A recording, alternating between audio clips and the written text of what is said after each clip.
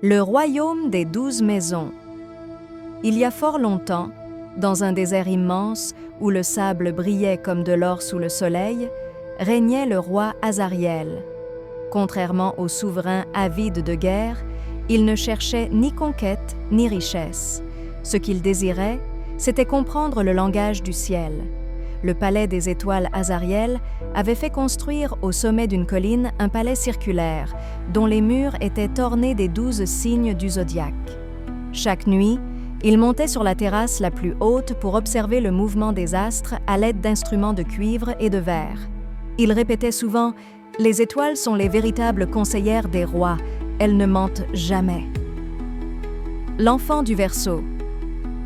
Un soir, alors que la lune entrait dans le signe du Verseau, les astrologues annoncèrent une prophétie. Un enfant naîtra dans le royaume, porteur d'une nouvelle ère. Il apportera la sagesse, mais il détruira aussi un vieux pouvoir. Azariel fut troublé.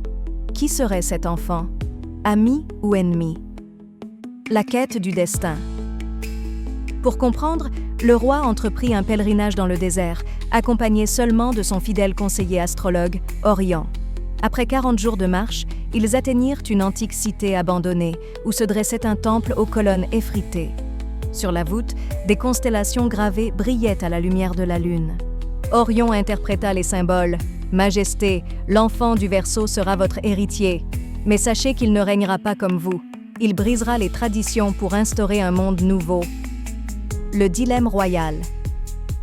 De retour à son palais, Azariel consulta ses songes et ses cartes du ciel.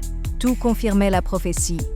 Bientôt, la reine mit au monde un fils, Naël, né sous le signe du Verseau. Le roi l'aima profondément, mais il vivait avec une inquiétude. Devait-il préparer son fils à détruire l'ordre qu'il avait bâti?